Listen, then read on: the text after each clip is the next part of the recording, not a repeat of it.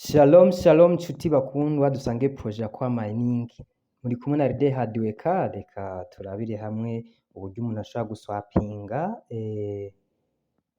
amacoin amatoken yiwe yifashishije shadow swap imwe muri protocole ya mbere yamaze kubaka kuri core chain. Iyi rero protocole iradufasha cane izofasita tashe musanzwe muzi yuko pancake swap yubakiye kuri BNB tukagira Uniswap yubakiye kuri Ethereum, uyu munsi naho dufise shadow swap yubakiye kuri core chain. Umva atari ibintu biryoshe cane. Turi muri Testnet, reka turabire hamwe rero uburyo bikorwa kugira ngo muri mainnet umwe wese mu ba miners azobe azi kuyikoresha ntibimugore kweshanja crypto ziwe azishire mu zindi yifuza kugurishamwo, kuko niko kamaro ko gukoresha ama protocole ya swapping, ni nako kamaro ka crypto money. Urayibika imyaka 5 niyirenga ushatse guhindura nta muntu arinda kuza kuzamwo comme intermediaire, byose ubikora kuri network. Crypto ni nziza cane. Nuko rero kugira ngo ukore iyo swap murabizi aho duhera ni hejuru kuri twa dukwego dutatu, tumaze kuhafyonda tuca turaba hamwe handitse ngo ni browser, twakoresha igifaransa ni navigateur, hama tukaklikako, tumaze guklikako haca huguruka ya page tuza gukoreramwo buri kintu cose kijanye no gukoresha ayo ma link, ari swap, ari staking n'ibindi. Niyo bica bita ngo ni metamask browser, bakoresha igifaransa ni metamask navigateur. Ni navigateur rero y'ino wallet ya metamask imeze neza cane. Nuko aho dufyonda musanze muhamenyereye ko ari aha hari agatablo dukirikamwo, hama uragakirikamwo, umaze kugakirikamwo gaca kiyugurura hejuru, umaze kwiyugurura hejuru uca ugenda ugakirika ukaguma wafyonze, haca haza pass ku bakoresha icongereza, bakoresha igifaransa haza kore, uhita ufyondako.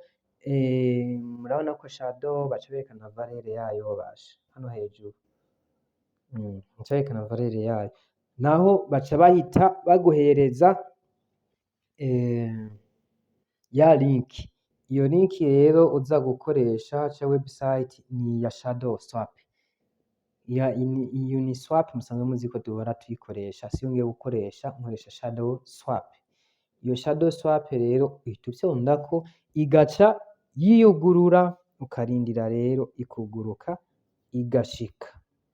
Imaze kuguruka rero ikindi gikurikira n'icahe uba usigaye guconnecta.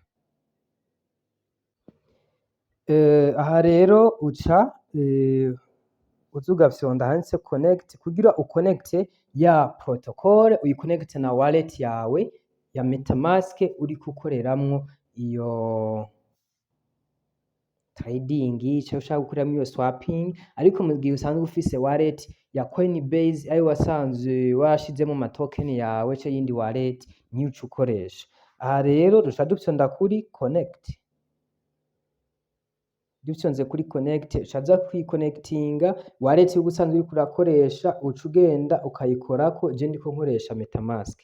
Iyi metamask rero nca ndayikorako, maze kuyikorako duca turindira bikiyugurura. Voilà, biriyuguruye rero hasigaye iki? Duca tuduza buke buke tukaza kurondera ijambo ryerekana ko tugiye gutradinga, kuko murabona hinge mbanze ndabereke gato.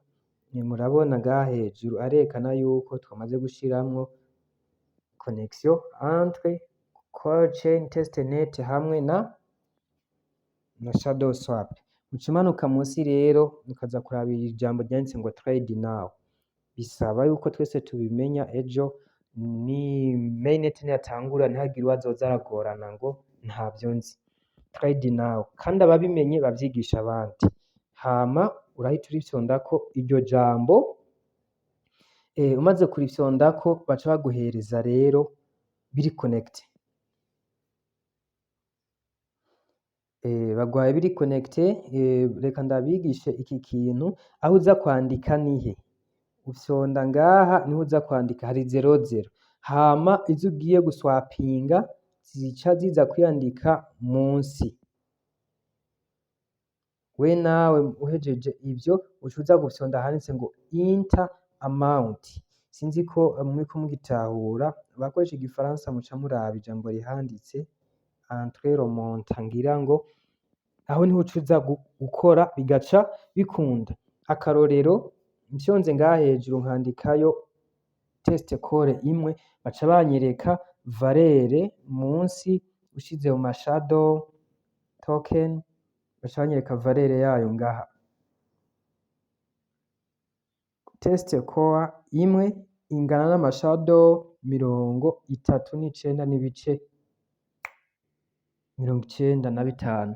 Kugira rero uyaswapinge, uca ufyonda kw'iri jambo ngaha munsi yanditse ngo swap, uca ukorako, ugaca urindira ikigukarikira amafrais vyose, kubera bivanye nuko igiciro kiguma kirahindagurika, ngaha barakwereka yuko wemera aho ibiciro biba bigeze, kuko urashobora gushiramwo umusegonda umwe bikaba birahindutse, uca wemera uca ufyonda accepted, hama ugaca uza kugira ya swap hano munsi, ugaca urindira. Umaze kuza kugira ya swap uca urabona ko uduza gatoya, harimwo ijambo ngaha riri confirme, nayiregese bivanye nuko ibiciro vyahindutse kandi natevye kwemeza. Nuko rero ubwo ni mu buryo bwo kuza guswapinga, ariko je ndashaka mpindure, mpinduye ntabiberetse, mwihangane nsubizemwo. Murabona ngaha handitse token umuntu aba agomba guswapingamwo, urashaka guhindura kugira ngo urondere izindi token, urahafyondako bikwereka ko munsi hari izindi, urashaka guhitamwo mwizi token izindi zisanzwe zihari nka SUSD token, nka Core BTC token akarorero, nka DAI token, nka USD token, USDC token yo muri tuvuge yo muri Binance stable coin, Ethereum token, Ethereum token, izo urahitamwo iyo ushaka. Akarorero reka mpitemwo iyi SUSD C token, hama iyi ndayihisemwo, ico nca nkora n'icahe, ntabwo nshaka guswapinga yose, ngaswapinge igice. Sawa, urabona ko baca vyiyandika valere munsi hano, ivyo biheze nca mfyondako rya jambo swap, rya jambo swap rica riza confirm swap, ica iharura igakarikira, hama munsi nca nduza nkaca ngira confirme.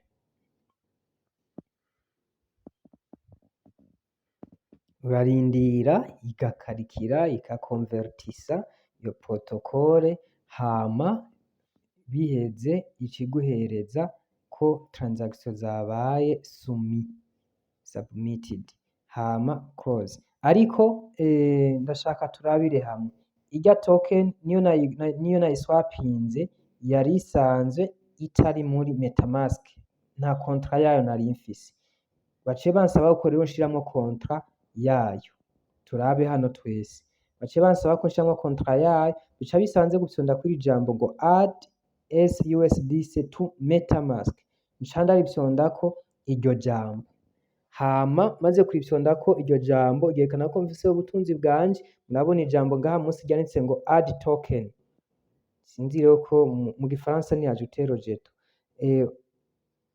add token, murabona ngaha munsi nca nza nkahafyonda, hama iyo contrat yayo ica igenda kwiyajuta muri metamask yanje, umva irabaye importe. Imaze kuba imported rero nta kindi kiba gisigaye, nca mfyonda aha close, vyerekana ko mvuyeyo, hama ngaheza nkaza kuraba ku dukwego dutatu maze kugera ku dukwego dutatu nca fyonda nkaca nza ngaha kuri wallet, ku gifaransa bakoresha portefeuille, nkaca nza nkakirika, maze gukirika amwe mpejeje guswapinga n'ayahe, iyi tableau nayo ifise amatoken atatu, amwe mpejeje guswapinga mwese murayabona hano munsi, hari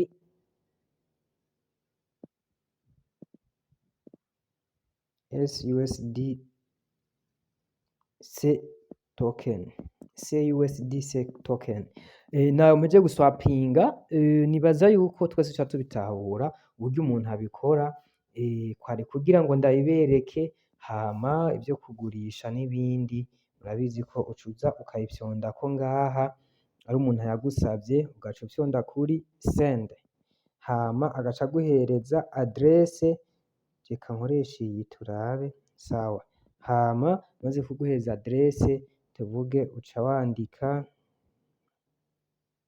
tuvuge ini $0.1 tugira sende, ukaza kurungika ukarindira ko biza, hama agaca bakata, ndabona ama de transaction ni menshi, sawa, reka rero twese rero tumenye yuko iki kintu ari igikorwa kizima bizodufasha kugira ngo turusheho kuba twoshika kw'iterambere rirama. Mwari kumwe na Ridel Hardworker, Imana ikomeze kubandindira, mugire ibihe vyiza, bye bye, tuzosubira.